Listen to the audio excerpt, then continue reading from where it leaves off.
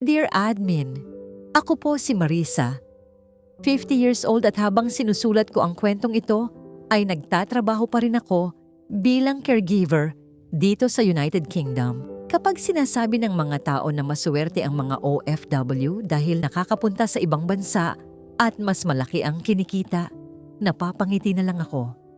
Hindi dahil hindi totoo iyon, kundi dahil alam kong hindi nila nakikita ang mga tao ng paghahanda, pagod, at mga bagay na naiwan bago makarating dito. Ang bawat perang ipinapadala ng isang OFW may katumbas na oras, pagod, at minsan mga taong hindi mo na muling maaabutan. Lumaki po ako sa isang maliit na baryo sa Negros. Maaga akong naulila, kaya ang lolo kong si Pedro ang tumayong magulang ko. Hindi siya mayaman. Magsasaka lang siya at paminsan-minsan gumagawa ng kung ano-anong raket para maitawid kami. Pero kung may isang taong masasabi kong hindi ako pinabayaan kahit kailan, siya yun. Bata pa lang ako sanay na akong makita siyang gumigising ng madaling araw para magluto, maglinis at magtrabaho. Hindi siya pala salita, pero sa bawat sakripisyo niya, alam kong mahal niya ako. May maliit kaming lupang minana ng pamilya. Hindi yun malawak, pero yun ang pinakainaalagaan ni Lolo Pedro. Doon siya masaya. Madalas niya akong dalhin doon noong bata ako. Habang nagdidilig siya, ako naman naglalaro sa ilalim ng isang maliit na puno ng mangga na siya mismo ang nagtanim. Lagi niyang sinasabi na pagdating ng panahon, lalaki rin daw ang puno kasabay ng mga pangarap namin.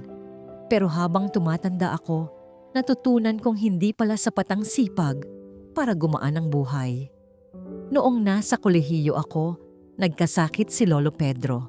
Akala namin, simpleng gamutan lang, pero lumaki ang gastusin. Nagkaroon kami ng utang. Dahil wala kaming ibang mapagkukunan, napilitan kaming isanla ang lupa. Ang masakit, hindi na namin ito nabawi. Hindi ko makakalimutan yung araw na tuluyang napunta sa iba ang lupa. Tahimik lang si Lolo. Wala siyang sinabi. Pero simula noon, madalas ko siyang makitang nakatingin sa malayo na parang may bahagi ng buhay niyang naiwan doon. Pagkatapos kong makapagtapos, nag-asawa ako kay Noel at nagkaroon kami ng anak na si Miguel. Naging simpleng pamilya kami. Hindi marangya pero masaya. Noon akala ko, sapat na ang basta magkakasama. Pero habang lumalaki si Miguel, mas lumalaki rin ang gastusin. Pabago-bago ang trabaho ni Noel at ako naman kung ano-anong sideline ang pinapasok. May panahon na naglalaba ako sa umaga, tumutulong sa tindahan sa hapon, tapos gumagawa ng racket sa gabi. Isang araw habang naghahapunan kami, biglang sinabi ni Miguel na gusto raw niyang maging engineer paglaki. Tinanong ko kung bakit. Sabi niya para maipagawa raw niya ang bahay namin at mabili ulit ang lupa ni Lolo. Napangiti kami. Pero napansin kong tahimik si Lolo Pedro. Noong gabing yon, hindi ako makatulog. Nagbilang ako ng perang nasa mesa. Paulit-ulit at paulit-ulit ding kulang. Doon ko unang naramdaman yung takot na baka lumaki si Miguel na pareho lang ang magiging buhay namin. Hindi ako agad nag-isip mag-abroad. Sa totoo lang, takot ako. Pero may kapitbahay kaming umuwi galing abroad at sinabi niyang malaki raw ang pangangangailangan sa caregiver sa ibang bansa. Ang problema, wala akong background. Doon nagsimula ang lahat. Nag-enroll ako sa isang caregiver training program sa bayan. Halos 6 na buwan din iyon. Hindi madali dahil sabay ang pag-aaral at pagtatrabaho. Umaga nasa training ako, gabi naghahanap ng sideline. Minsan hindi na ako natutulog ng maayos. Pagkatapos ng training, hindi pa doon natapos. Nag-review pa ako para sa English exam dahil requirement iyon. Nag-ipon para sa dokumento. Naglakad ng papeles. Nagpa-medical. May mga pagkakataon pa na gusto ko nang umatras dahil sa gastos. Isang gabi nadatnan ako ni Lolo Pedro sa kusina. Tahimik akong umiiyak. Tinanong niya ako kung bakit. Sinabi ko sa kanya lahat na natatakot akong mabigo. na baka masayang lahat ng pagod, na baka iwan ko pamilya ko tapos wala ring mangyari. Tahimik siyang nakinig. Pagkatapos sinabi niya, "Marisa, mas nakakatakot ang buong buhay na iniisip mo kung ano sana ang nangyari kung sumubok ka." Hindi ko agad nakalimutan yung sinabi niyang iyon. Pagkaraan ng ilang buwan, nakapasa ako sa requirements na interview at isang araw nakatanggap ako ng email. May employer na gustong kumuha sa akin bilang caregiver sa United Kingdom. Hindi ako agad natuwa. Ang una kong naramdaman, takot. Kasi unang beses kong maiisip na totoo na. Kailangan ko nang iwan si Miguel. Kailangan ko nang iwan si Lolo. Kailangan ko nang umalis. Habang papalapit ang alis ko, mas nagiging tahimik ang bahay. Lalo na si Miguel. Isang gabi habang nag-iimpake ako, pumasok siya sa kwarto. Tahimik siyang umupo. Tapos tinanong ako, "Nay, pag umalis ka ba? Babalik ka pa?" Hindi ako agad nakasagot. Yinakap ko siya at sinabi kong, "Anak, hindi ako aalis para iwan kayo. Aalis ako para balang araw hindi na natin kailangan magkalayo." Ngumiti siya, pero kita kong pinipigilan niya umiyak. Dumating ang araw ng alis. Habang nasa airport kami, mahigpit ang yakap ni Lolo Pedro. Sabi niya, "Huwag mong habulin ang pera. Habulin mo yung buhay na gusto mong ibigay sa anak mo." Huminga ako ng malalim. Ngumiti at sinabi ko, "Lolo, pangako, balang araw mababawi rin natin ang nawala." Hindi ko alam noon na ang pag-alis na yon ang magsisimula ng pinakamahabang pagsubok ng buhay ko. Hindi ko alam kung normal ba yon sa lahat ng OFW, pero noong araw ng flight ko papuntang United Kingdom, parang kalahati lang ng katawan ko ang sumakay ng eroplano at yung natira na iwan sa airport kasama ni Miguel at ni Lolo Pedro. Hindi ako makatulog sa buong biyahe. Kahit anong pilit kong kumbinsihin ang sarili ko na tama ang desisyon ko, may parte pa rin sa akin na gustong tumayo at bumalik. Pero alam kong hindi na pwede. Masyado nang malayo ang narating ko para umatras. Pagdating ko sa UK, unang sumampal sa akin ang lamig. Alam kong malamig sa ibang bansa, pero iba pala kapag naranasan mo na mismo. Pakiramdam ko tumatagos hanggang buto. Sobrang tahimik din. Sanay ako sa ingay ng baryo namin, sa tilaok ng manok, sa tawanan ng kapitbahay. Dito parang lahat nagmamadali, pero walang nagsasalita. May sumundo sa akin galing agency at dinala ako sa temporary accommodation habang inaayos ang deployment ko. Maliit lang ang kwarto. May kama, maliit na cabinet at bintanang puro kulay abo ang tanawin. Noong gabing yon, unang beses kong umiyak nang walang nakakakita. Hindi dahil gusto ko nang umuwi, kundi dahil doon ko unang naramdaman na totoo na pala, nasa kabilang bahagi na ako ng mundo. Pagkatapos ng orientation at ilang araw na proseso, nagsimula na ako sa trabaho. Ang unang assignment ko ay sa isang care home na may matatandang may iba't ibang kondisyon. May ilan na hirap ng maglakad, may ilan na kailangan ng tulong sa pagkain, at mayroon ding may demensya. Kahit may caregiver training ako sa Pilipinas, ibang-iba pala kapag totoong tao na ang kaharap mo. Noong training, tinuro sa amin paano tumulong. Pero dito natutunan ko paano magtiis. Unang linggo pa lang sumasakit na buong katawan ko. Kailangan alerto ka buong shift. Kailangan marunong makinig, maging mahinahon, at minsan kahit pagod ka na, kailangan mo pa rin ngumiti. May isang matandang babae na paulit-ulit akong tinatawag sa ibang pangalan.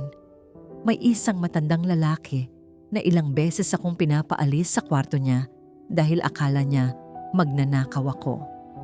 Noong una nasasaktan ako, pero sinabi ng senior caregiver sa akin na huwag kong personalin dahil hindi ako ang kausap nila.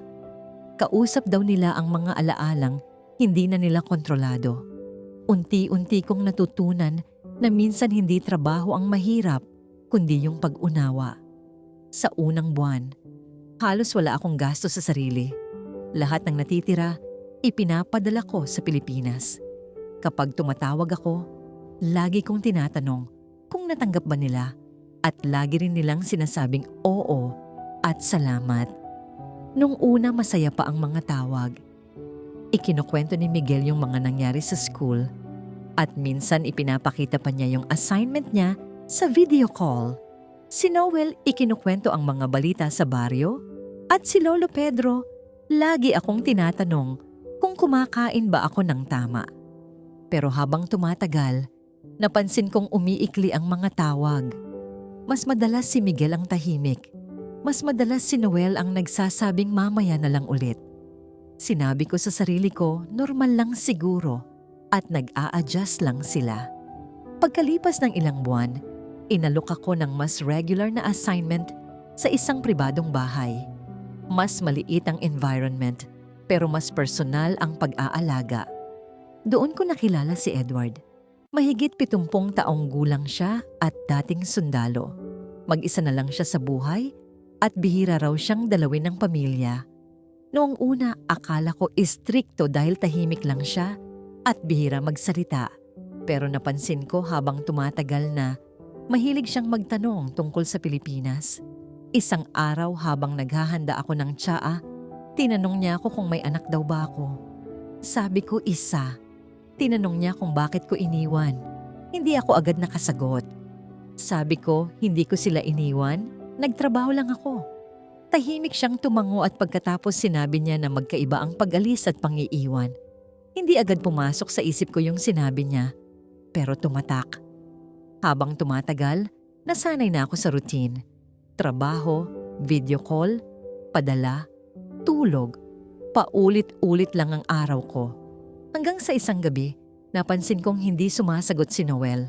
Tinawagan ko ulit pero wala. Pagkatapos ng ilang oras may sumagot rin. Si Miguel. Tahimik siya. Tinanong ko kung nasaan ang tatay niya at sabi niya nasa labas. Tinanong ko kung nasaan si Lolo at sabi niya, nagpapahinga. Parang may kakaiba pero hindi ko pinansin. Ilang araw ang lumipas at tumawag ulit ako. Si Lolo ang sumagot.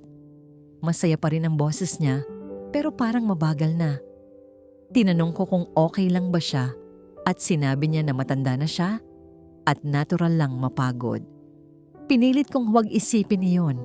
Nagpadala ako ng mas malaking pera, naghanap ng dagdag na shift, mas madalas akong nag-overtime, mas kaunti ang tulog at mas kaunti ang pahinga. Ang nasa isip ko lang nun, konting tiis pa. Isang gabi habang naglilinis ako ng kusina ni Edward, tumunog ang telepono ko. Si Teresa, pinsan ko. Hindi naman siya madalas tumawag, kaya agad ko yung sinagot. Pagkasagot ko, tahimik lang siya. Maya-maya narinig ko ang boses niya at tinanong kung pwede ba kaming mag-usap. Biglang bumigat ang dibdib ko, kahit hindi ko alam kung bakit. Tinanong ko kung anong nangyari, pero nanahimik ulit siya. Bago niya sinabi na na-stroke si Lolo Pedro, parang may huminto sa paligid. Hindi ako agad nakapagsalita. Ang una kong naisip, hindi pa pwede. Hindi pa ngayon. Hindi pa kami tapos sa pangako ko. Pagkababa ko ng telepono, hindi ako agad nakakagalaw. Nakatayo lang ako sa kusina ni Edward habang hawak pa rin yung cellphone at pakiramdam ko parang humina bigla yung paligid kahit wala namang nagbago. Ilang segundo akong nakatingin sa sahig bago ko muling tinawagan si Teresa. Sana mali lang. Sana pagod lang si Lolo. Sana simpleng pagkahilo lang. Pero noong sinagot niya ulit ako, alam ko agad sa boses niya na hindi simpleng pagod ang nangyari. Sinabi niya na nasa ospital si Lolo Pedro. Nabigla raw ng hina habang nasa bahay at buti na lang may kapitbahay na nakakita at naitakbo agad. Hindi raw siya makapagsalita ng maayos at kailangan muna obserbahan. Ang una kong tanong, kung magkano ang kailangan. Hindi ko alam kung bakit yun agad ang lumabas sa bibig ko. Siguro kasi kapag OFW ka, nasasanay kang isipin na pera lagi ang unang solusyon sa problema. Pero sabi ni Teresa, may gastos nga pero mas kailangan daw ako ni Lolo. Pagkatapos ng tawag, umupo ako sa gilid ng kama at doon ko unang hinarap yung bagay na matagal kong iniiwasan isipin. Paano kung kailangan kong umuwi? Nagtanong ako tungkol sa proseso, nag-compute ako ng pwedeng mangyari at sinubukan kong alamin kung kakayanin ko bang umalis at bumalik ulit. Pero hindi ganun kasimple. Bago pa lang nagiging maayos yung trabaho ko at marami pang kailangang ayusin sa status ko. Kapag umuwi ako agad, may posibilidad na mawala yung trabaho at hindi ako makabalik. Ibig sabihin, mawawala rin yung kita at masasayang yung ilang buwan kong pinaghirapan. Buong gabi akong hindi nakatulog. Kinabukasan, napansin ni Edward na tahimik ako. Tinanong niya kung may problema. Noong una sinabi kong okay lang, pero hindi ko napigilan at naikwento ko rin sa kanya lahat. Tungkol kay Lolo, tungkol sa takot ko, at tungkol sa pakiramdam na parang kailangan kong pumili sa pagitan ng pamilya at ng kinabukasan naming lahat. Tahimik lang siyang nakinig. Pagkatapos sinabi niya na minsan daw ang pinakamahirap na desisyon ay hindi yung pagpili sa tama o mali, kundi yung pagpili sa dalawang bagay na pareho mong gustong iligtas. Simula noon, bawat break ko tumatawag ako sa Pilipinas. Minsan si Teresa ang sumasagot, minsan si Noel, minsan si Miguel. Pero bihira ko nang makausap si Lolo. Kapag nakakausap ko siya, maikli na lang ang usapan. Mabagal magsalita, pero lagi niyang sinasabing huwag akong mag-alala at magtrabaho lang. Isang beses sinabi pa niya na huwag muna akong umuwi at huwag kong sayangin yung pinaghirapan kong makarating dito. Hindi ko alam kung pinapalakas niya lang loob ko o alam na niyang nahihirapan akong pumili. Habang lumilipas ang mga linggo, mas dumami yung overtime ko. Ang nasa isip ko noon, kapag mas malaki ang maipapadala ko, mas maayos ang gamutan.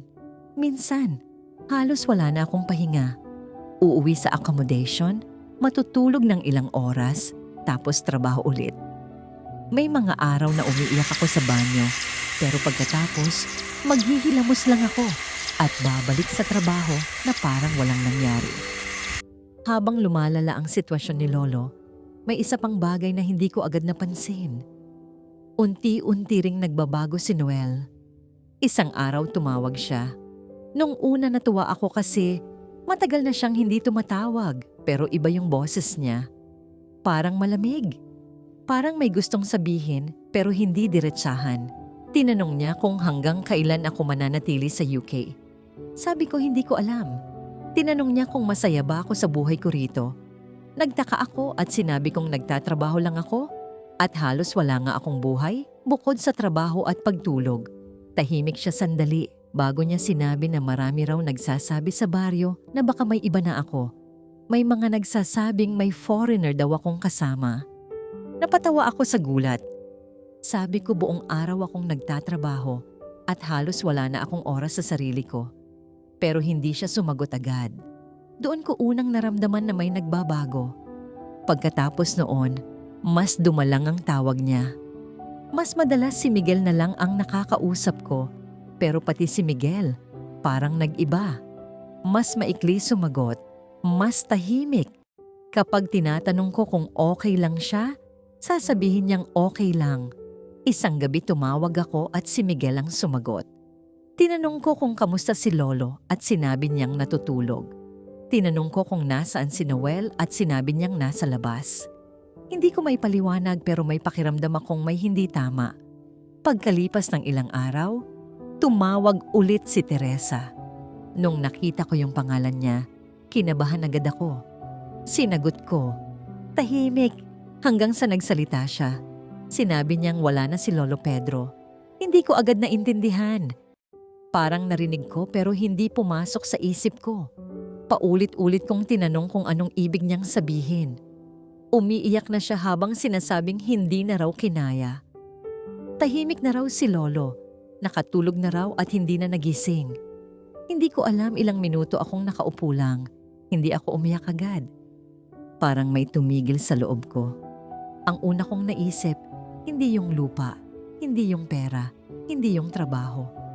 Ang una kong naisip, hindi ako nakaabot, Yung taong nagpalaki sa akin. Yung taong nagsabing umalis ako. Yung taong pinangakuan kong babawi ako. Hindi ko man lang nahawakan sa huling pagkakataon. Tinawagan ko si Miguel. Ayaw niyang sumagot. Tinawagan ko si Noel. Hindi rin. Paulit-ulit. Hanggang sa may sumagot, si Miguel. Tahimik ang boses niya. Tinanong niya ako kung kailan ako uuwi. At doon ko unang naramdaman na baka hindi lang si Lolo ang unti-unti kong nawawala.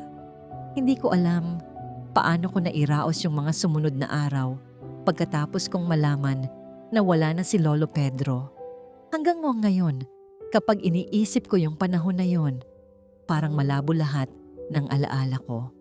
Ang malinaw lang sa akin ay yung pakiramdam na parang may nawala sa loob ko na hindi na mababalik pa. Noong gabing nalaman ko yung balita, hindi ako agad umiyak. Umupo lang ako sa kama at paulit-ulit kong tinitingnan yung huli naming video call. Yung huli niyang tanong kung kumakain ba ako ng maayos. Yung huli niyang paalala na huwag akong mag-alala sa kanila. Habang tumatagal, doon unti-unting pumapasok sa isip ko na wala na talagang susunod na tawag. Wala nang susunod na pagkakataon para sabihing nakakamiss siya. Wala nang pagkakataong sabihin na pasensya na dahil hindi ako nakaabot. Kinabukasan, pumasok pa rin ako sa trabaho.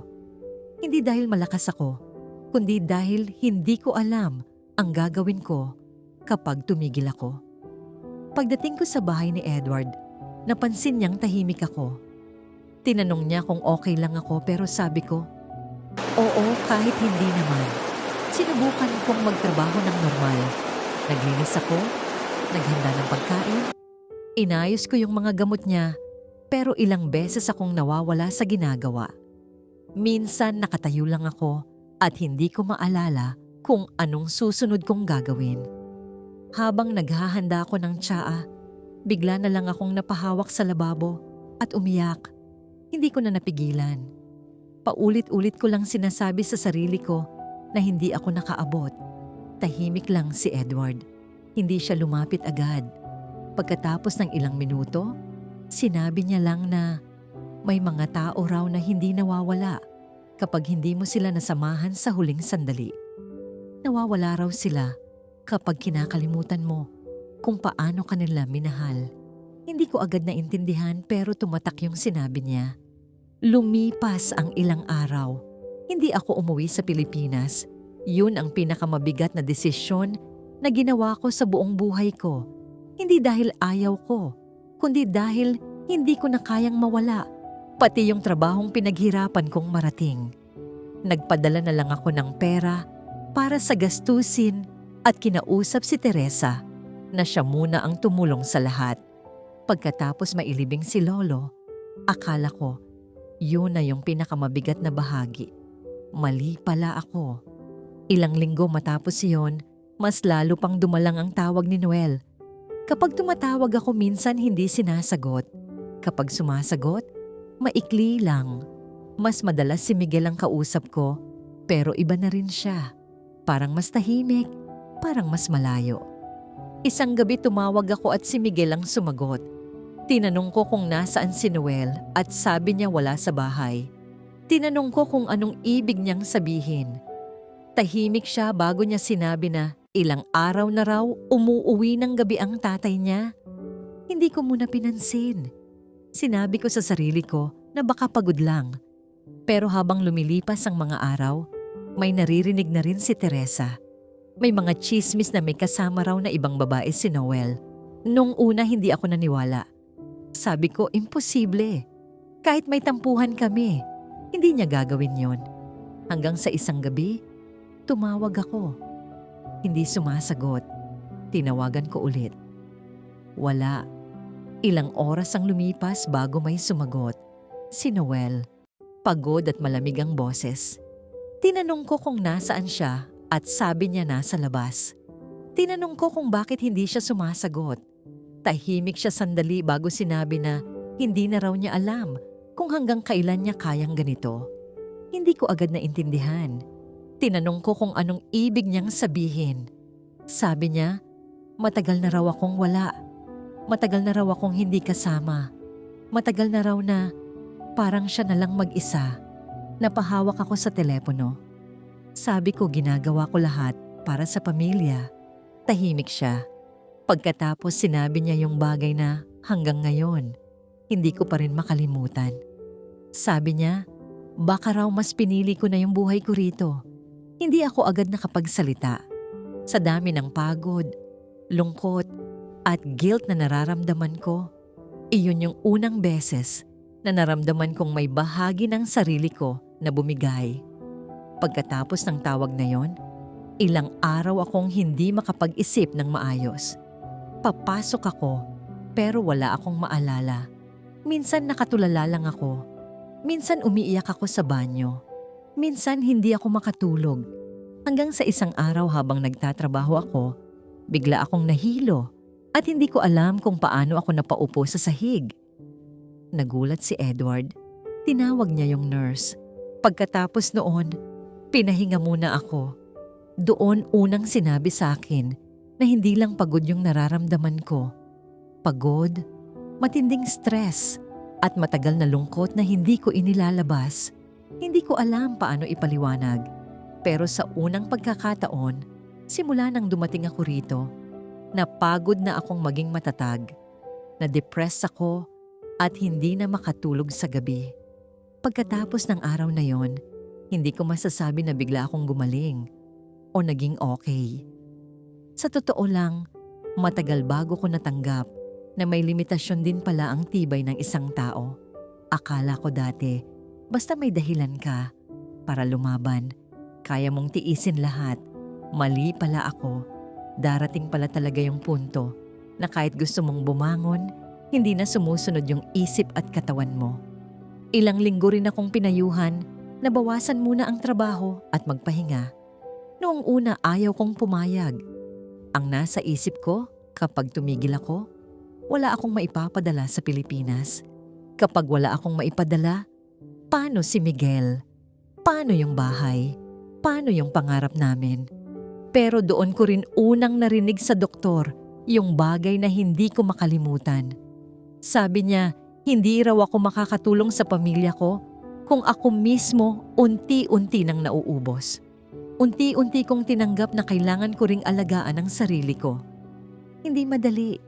May mga araw nagigising ako tapos wala akong gana bumangon. May mga araw na gusto ko lang tumingin sa kisame at isipin kung tama pa bang nandito ako. Pero sa gitna ng mga araw na yon, may isang taong hindi tumigil sa pagpaalala sa akin. Si Edward. Araw-araw niya akong kinakausap kahit simpleng tanong lang.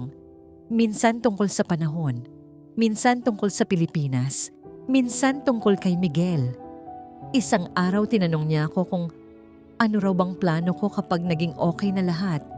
Hindi ako agad nakasagot. Matagal akong tahimik. Pagkatapos sinabi ko na gusto kong makitang makapagtapos si Miguel at ayoko nang maranasan niyang mamili sa pagitan ng pangarap at pamilya. Tumango siya. Sabi niya, kung ganon huwag mong hayaang ang pagod ang gumawa ng desisyon para sa iyo. Hindi ko agad naintindihan pero unti-unti kong naisip na tama siya. Sinubukan kong bumalik sa routine pero hindi na katulad dati. Hindi na puro trabaho. Mas madalas akong tumawag sa Pilipinas. Mas madalas akong makinig kay Miguel kaysa magtanong tungkol sa grades niya at mas lalo akong kumapit sa Panginoon para malabanan ko kung ano man ang masamang pumapasok sa isip ko. Noong una tahimik pa rin si Miguel. Hanggang sa isang araw, habang magka-video call kami, bigla niyang sinabi na galit daw siya sa akin. Hindi ako nakasagot. Hinayaan ko siyang magsalita. Sabi niya galit siya kasi noong namatay si Lolo, wala ako. Galit siya kasi pakiramdam niya iniwan ko sila. Galit siya kasi lahat daw ng tao sinasabing maswerte sila dahil nasa abroad ang nanay niya pero hindi naman daw nila ako kasama. Hindi ako nagsalita. Pinakinggan ko lang. Pagkatapos niyang magsalita, sinabi ko lang na pasensya na. Hindi ko ipinagtanggol sarili ko. Hindi ko sinabi yung pagod ko. Hindi ko sinabi yung hirap. Humingi lang ako ng tawad. Tahimik siya. Pagkatapos sinabi niya na miss niya na raw ako. Doon ako unang umiyak sa harap niya. Simula noon, unti-unti kaming naging mas bukas sa isa't isa. Mas madalas na kaming mag-usap. Kinukwento niya yung school. Kinukwento niya yung mga project niya. Sinabi rin ni Teresa na mas naging seryoso raw siya sa pag-aaral. Samantalang si Noel, tuluyan na rin kaming nagkalayo. Hindi naging malaking eksena. Wala nang sigawan. Parang unti-unti na lang kaming tumigil maging mag-asawa. Masakit, pero wala na akong lakas habulin ang taong ayaw ng lumingon. Mas pinili kong ilaan yung natitirang lakas ko kay Miguel. Lumipas ang mga taon. Unti-unti naging stable ang trabaho ko. Mas naging maingat ako sa pera. Hindi na puro overtime. Hindi na puro pagod. Nag-ipon ako at dahan-dahang inayos ang mga naiwan sa Pilipinas. Isang araw tumawag si Teresa. Masaya ang boses niya. Sabi niya may gusto raw siyang ipakita. Lumabas siya sa video. At nakita ko, yung lupa. Yung dating lupa ni Lolo Pedro, tahimik ako. Hindi ako agad nagsalita. Sabi niya, natapos na raw lahat ng proseso. Nabawi na namin. Hindi ako umiyak agad. Ngumiti lang ako. Tumingin ako sa langit sa labas ng bintana. At unang pumasok sa isip ko, Lolo, medyo late pero natupad din. Habang lumilipas ang panahon, lalo ring gumaganda ang takbo ni Miguel sa school.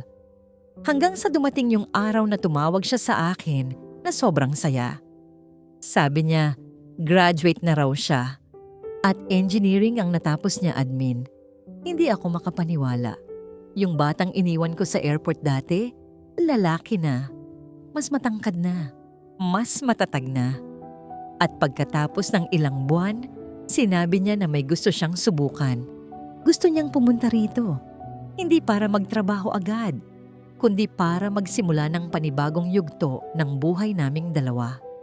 Tinulungan ko siya sa proseso. Sa unang pagkakataon, hindi na ako umiiyak habang naghahanda ng papeles. Excited na ako. Dumating yung araw. Nasa airport ako, nakatingin sa mga taong lumalabas. Hanggang sa nakita ko siya. Bit-bit yung bag. Mas matangkad na. Mas kahawig na ni Noel. Pero nung nangungumiti siya, nakita ko yung batang umiiyak nung araw ng alis ko. Lumapit siya, yumakap, at sinabi, Nay, hindi na tayo magkalayo. Hindi ko napigilang umiyak. Mahigit 1 dekada kong iniisip na baka mali yung pag-alis ko. Hindi pala. Masakit, mahaba, maraming nawala. Pero hindi pala nasayang. Kasi sa dulo, hindi ko lang nabawi yung lupang nawala. Nabawi ko rin yung anak ko. At doon ko naintindihan na minsan, ang paglayo ay hindi pagkawala. Minsan, ito lang yung pinakamahabang daan pa uwi. Mga kabayan, ang sakit ng kwento ni Marisa, no? Minsan kapag OFW ka, akala ng mga tao pera lang ang kapalit ng pag-alis. Pero hindi nila nakikita yung mga araw na gusto mo nang umuwi pero hindi pwede. Yung mga panahong may sakit ang mahal mo pero nasa kabilang bansa ka. At yung pinakamabigat sa lahat, yung takot na baka habang binubuo mo ang kinabukasan ng pamilya mo, unti-unti mo namang namimiss ang mga sandaling hindi na mababalik. Sa sitwasyon ni Marisa, kung kayo ang tatanungin mga kabayan, tama ba ang naging desisyon niyang manatili at ipagpatuloy ang trabaho kahit lumalala na ang kalagayan ni Lolo Pedro? O mas pipiliin ninyong umuwi kahit hindi sigurado kung makakabalik pa sa trabaho?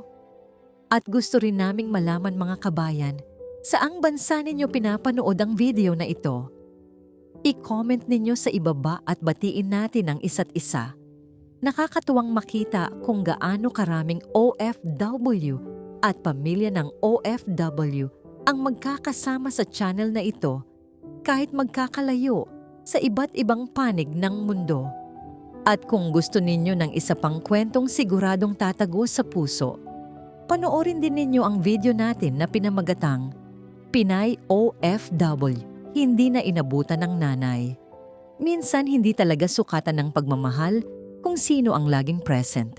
May mga taong wala sa tabi natin pero buong buhay nila nakalaan para sa atin. Kaya kung may pagkakataon kayong tumawag sa pamilya ninyo ngayon, gawin ninyo. Hindi natin alam kung ilang pagkakataon pa ang meron tayo. Maraming salamat sa pakikinig hanggang sa dulo ng kwentong ito.